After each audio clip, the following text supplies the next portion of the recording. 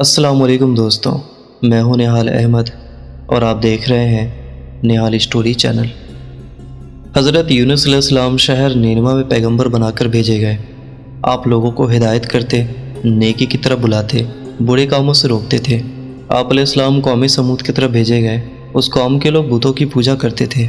آپ علیہ السلام لوگوں کو حق کی طرف بلاتے اور خدائے واحد پر ایمان لانے کی تلقین کرتے، لیکن لوگ آپ علیہ السلام کی تعلیمات کا انکار کرتے اور حضرت یونس علیہ السلام سے کہتے کہ ہم تیرے خدا کو نہیں مانتے۔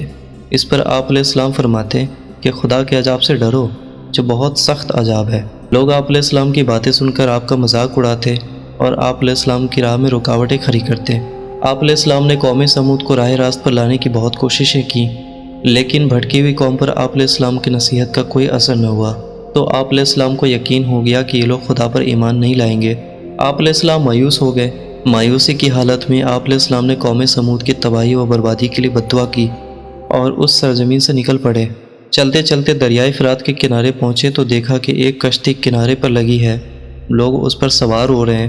ان کی دیکھا دیکھی آپ علیہ السلام بھی اس پر سوار ہو گئے۔ جنہیں جانا تھا وہ سب سوار ہو چکے، کشتی لوگوں سے بھر چکی۔ اس کے بعد کشتی اپنی منزل کی طرف روانہ ہوئی۔ سمندر پرسکون تھا، آسمان بھی صاف تھا، مسافر اطمینان سے بیٹھے ہوئے تھے۔ جب کشتی بیچ سمندر میں پہنچی تو دیکھا کہ آسمان پر سیاہ بادل اٹھ رہے ہیں۔ پھر ہوائیں چلنے لگی۔ ہوا اچانک طوفان کی شکل اختیار کر گئی۔ سمندر میں کشتی ڈگمگانے لگی۔ سمندر کی لہریں اوپر نیچے ہونے لگی۔ بارش بھی شروع ہو گئی۔ طوفان کے جھٹکوں اور پانی کی لہروں سے کشتی کے ڈوبنے کا اندیشہ پیدا ہو گیا۔ کشتی میں بیٹھے ہوئے مسافروں میں سے ایک نے کہا کہ معلوم ہوتا ہے کہ کشتی میں کوئی ایسا شخص بھی سوار ہے جس سے کوئی بڑی غلطی سرزد ہو گئی ہے۔ جب تک ایسے شخص کو کشتی سے نہ نکالا جائے، کشتی کا صحیح سلامت رہنا محال ہے۔ وہ شخص کون ہے یہ بتانا مشکل ہے جب تک کہ وہ خود کو پیش نہ کرے۔ اس پر حضرت یونس علیہ السلام کھڑے ہو گئے اور کہا کہ میں ہی ہوں جس سے بڑی غلطی سرزد ہو گئی ہے۔ مجھے کشتی سے نکال دیا جائے تو آئی ہوئی مصیبت ٹل سکتی ہے۔ تمام مسافر حضرت یونس علیہ السلام کا منہ تک رہے تھے، جس نے خود ہی سب کے سامنے اپنی غلطی کا اظہار کیا۔ پھر سب نے ایک زبان ہو کر کہا کہ یہ شخص تو فرشتہ صفت انسان معلوم ہوتا ہے، ہم کسی حال میں اسے کشتی سے نہیں نکال سکتے۔ مسافروں میں سے ایک نے تجویز پیش کی کہ قرعہ اندازی کی جائے، جس کا نام پرچی میں نکلے گا وہی سزا کا مستحق ہوگا، ہم اسے کشتی سے نکال دیں گے۔ چنانچہ قرعہ ڈالا گیا۔ پرچی میں یونس علیہ السلام کا نام نکلا۔ اس عمل سے لوگوں کو اطمینان نہیں ہوا۔ پھر قرعہ ڈالا گیا تو یونس علیہ السلام کا ہی نام نکلا۔ اس طرح یہ عمل بار بار دہرایا گیا۔ ہر بار یہی ہوا۔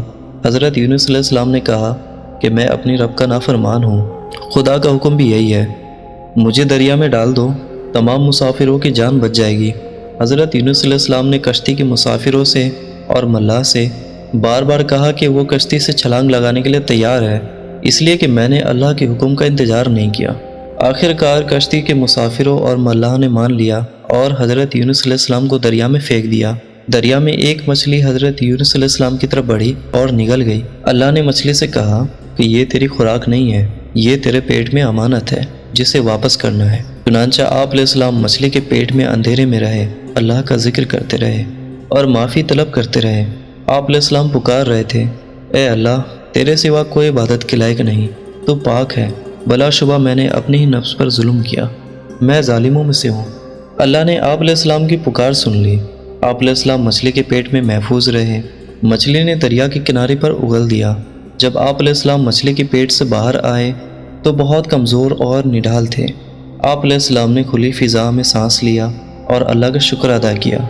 اللہ نے حضرت یونس علیہ السلام سے فرمایا، اگر تو مچھلی کے پیٹ میں میری پاکی بیان نہ کرتا تو نجات حاصل نہ کرتا۔ جس جگہ پر مچھلی نے آپ علیہ السلام کو اگالا تھا وہاں کوئی درخت نہیں تھا، نہ ہی سایہ تھا، ہر طرف دھوپ ہی دھوپ تھی، گرمی بھی ناقابل برداشت تھی۔ اللہ کے حکم سے وہاں ایک بیل دار پودا اگایا، پودے کی بیل سے سایہ آ گیا۔ آپ علیہ السلام سایہ تلے بیٹھ گئے اور اللہ کا ذکر کرنے لگے۔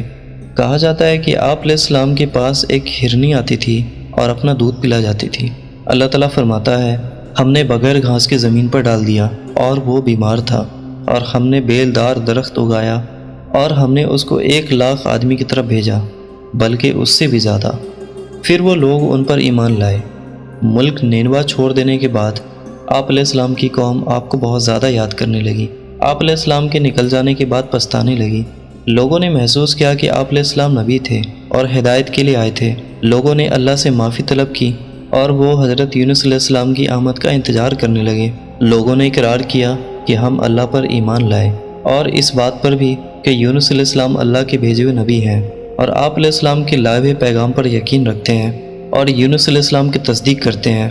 اور قوم کے لوگ ایک دوسرے سے کہنے لگے کہ اگر حضرت یونس علیہ السلام ہمارے درمیان آ جائیں تو ہم سب ان کی تعظیم کرنے لگیں گے اور ان کے حکم پر عمل کریں گے۔ اللہ نے حضرت یونس علیہ السلام کو حکم دیا کہ وہ قوم کی طرف جائیں اور اللہ کا پیغام سنائیں اور انہیں برائی سے روکیں، نیکی کی طرف بلائیں، لوگوں کو آپس میں ایک دوسرے سے اچھا سلوک کرنے کی تلقین کریں۔ چنانچہ اللہ کے حکم پر جب آپ علیہ السلام اپنی قوم کی طرف لوٹ آئے تو قوم نے خوشی و مسرت کا اظہار کیا۔ آپ علیہ السلام کی آمد پر اللہ کا شکریہ ادا کیا۔ واپس آ کر حضرت یونس علیہ السلام نے تبلیغ شروع کر دی اور ہدایت دینے لگے کہ برے کاموں سے دور رہیں، ضرورت مندوں کی مدد کریں، بھوکوں کو کھانا کھلائیں، ننگوں کو کپڑا پہنائیں، کسی کے ساتھ برا سلوک نہ کریں۔ مجھے امید ہے کہ آپ کو یہ ویڈیو پسند آئی ہوگی۔ اگر آپ کو یہ ویڈیو اچھا لگا تو اس ویڈیو کو لائک کریں اور ہمارے اس چینل کو سبسکرائب کریں۔ میں ملوں گا پھر سے ایک نئی ویڈیو کے ساتھ، تب تک کے لیے اپنا بہت سا خیال رکھیے گا۔ اللہ حافظ۔